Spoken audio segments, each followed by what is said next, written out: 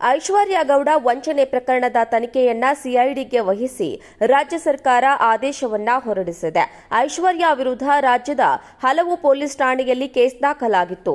ರಾಜರಾಜೇಶ್ವರಿ ನಗರ, ಚಂದ್ರ layout, Mandya ಸೇರಿ ಹಲವಾರು ಕಡೆ ಕೇಸ್ ದಾಖಲಾಗಿತ್ತು. ಈಗ ಐಶ್ವರ್ಯ ಗೌಡ ವಂಚನೆ ಪ್ರಕರಣವನ್ನ ಸಿಐಡಿಗೆ ವರ್ಗಾವಣೆ ಮಾಡಲಾಗಿದೆ. ಸಿಡಿಆರ್ ಪ್ರಕರಣ ಹೊರತುಪಡಿಸಿ ಉಳಿದ ಪ್ರಕರಣದ ತನಿಖೆ ನಡೆಸಲು ಸಿಐಡಿಗೆ ವರ್ಗಾವಣೆ ಮಾಡಲಾಗಿದೆ. ಸಿಐಡಿಯ ಆರ್ಥಿಕ ಅಪರಾಧ ವಿಭಾಗಕ್ಕೆ ಕೇಸ್ ವರ್ಗಾವಣೆ ಮಾಡಲಾಗಿದ್ದು, ಈಗಾಗಲೇ ಬ್ಯಾಟರಾಯನಪುರ ಉಪವಿಭಾಗದ ಪೊಲೀಸರು ಕೇಸ್ನ ತನಿಖೆ ನಡೆಸಿದ್ರು. ಇದೀಗ ಮುಂದಿನ ತನಿಖೆಗೆ ಪ್ರಕರಣವನ್ನ ಸಿಐಡಿಗೆ ವರ್ಗಾವಣೆ ಮಾಡಲಾಗಿದೆ. ಮತ್ತೊಂದು ಕಡೆ ಇಡಿಯಿಂದ ಕೂಡ ವಂಚನೆ ಕೇಸ್ ತನಿಖೆ ನಡೀತಾ ಇದೆ.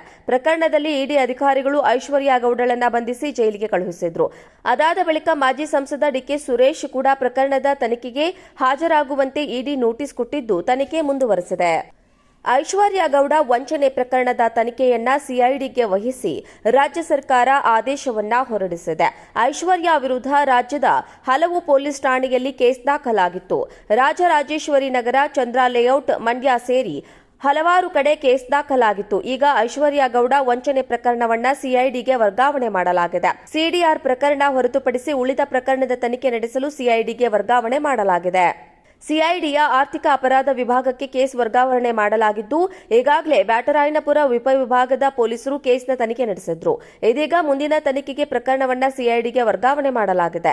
ಮತ್ತೊಂದು ಕಡೆ ಇಡಿಯಿಂದ ಕೂಡ ವಂಚನೆ ಕೇಸ್ ತನಿಖೆ ನಡೀತಾ ಇದೆ. ಪ್ರಕರಣದಲ್ಲಿ ಇಡಿ ಅಧಿಕಾರಿಗಳು ಐಶ್ವರ್ಯ ಗೌಡಳನ್ನ ಬಂಧಿಸಿ ಜೈಲಿಗೆ ಕಳುಹಿಸಿದ್ರು. ಅದಾದ ಬಳಿಕ ಮಾಜಿ ಸಂಸದ ಡಿಕೆ ಸುರೇಶ್ ಕೂಡ ಪ್ರಕರಣದ ತನಿಖೆಗೆ ಹಾಜರಾಗುವಂತೆ ಇಡಿ ನೋಟಿಸ್ ಕೊಟ್ಟಿದ್ದು, ತನಿಖೆ ಮುಂದುವರೆಸಿದೆ. ಐಶ್ವರ್ಯ ಗೌಡ ವಂಚನೆ ಪ್ರಕರಣದ ತನಿಖೆಯನ್ನ ಸಿಐಡಿಗೆ ವಹಿಸಿ ರಾಜ್ಯ ಸರ್ಕಾರ ಆದೇಶವನ್ನ ಹೊರಡಿಸಿದೆ. ಐಶ್ವರ್ಯ ವಿರುದ್ಧ ರಾಜ್ಯದ ಹಲವು ಪೊಲೀಸ್ ಠಾಣೆಯಲ್ಲಿ ಕೇಸ್ ದಾಖಲಾಗಿತ್ತು.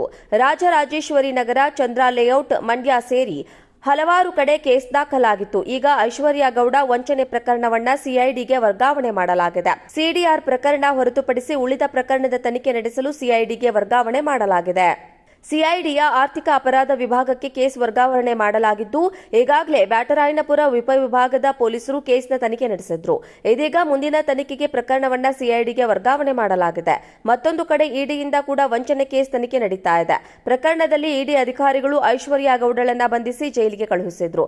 ಅದಾದ ಬಳಿಕ ಮಾಜಿ ಸಂಸದ ಡಿಕೆ ಸುರೇಶ್ ಕೂಡ ಪ್ರಕರಣದ ತನಿಖೆಗೆ ಹಾಜರಾಗುವಂತೆ ಇಡಿ ನೋಟಿಸ್ ಕೊಟ್ಟಿದ್ದು, ತನಿಖೆ ಮುಂದುವರೆಸಿದೆ. ಐಶ್ವರ್ಯ ಗೌಡ ವಂಚನೆ ಪ್ರಕರಣದ ತನಿಖೆಯನ್ನ ಸಿಐಡಿಗೆ ವಹಿಸಿ ರಾಜ್ಯ ಸರ್ಕಾರ ಆದೇಶವನ್ನ ಹೊರಡಿಸಿದೆ. ಐಶ್ವರ್ಯ ವಿರುದ್ಧ ರಾಜ್ಯದ ಹಲವು ಪೊಲೀಸ್ ಠಾಣೆಯಲ್ಲಿ ಕೇಸ್ ದಾಖಲಾಗಿತ್ತು.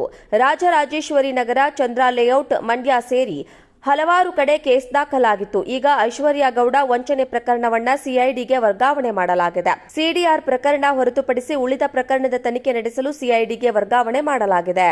ಸಿಐಡಿಯ ಆರ್ಥಿಕ ಅಪರಾಧ ವಿಭಾಗಕ್ಕೆ ಕೇಸ್ ವರ್ಗಾವಣೆ ಮಾಡಲಾಗಿದ್ದು, ಈಗಾಗಲೇ ಬ್ಯಾಟರಾಯನಪುರ ಉಪವಿಭಾಗದ ಪೊಲೀಸರು ಕೇಸ್ನ ತನಿಖೆ ನಡೆಸಿದ್ರು. ಇದೀಗ ಮುಂದಿನ ತನಿಖೆಗೆ ಪ್ರಕರಣವನ್ನ ಸಿಐಡಿಗೆ ವರ್ಗಾವಣೆ ಮಾಡಲಾಗಿದೆ. ಮತ್ತೊಂದು ಕಡೆ ಇಡಿಯಿಂದ ಕೂಡ ವಂಚನೆ ಕೇಸ್ ತನಿಖೆ ನಡೀತಾ ಇದೆ. ಪ್ರಕರಣದಲ್ಲಿ ಇಡಿ ಅಧಿಕಾರಿಗಳು ಐಶ್ವರ್ಯ ಗೌಡಳನ್ನ ಬಂಧಿಸಿ ಜೈಲಿಗೆ ಕಳುಹಿಸಿದ್ರು.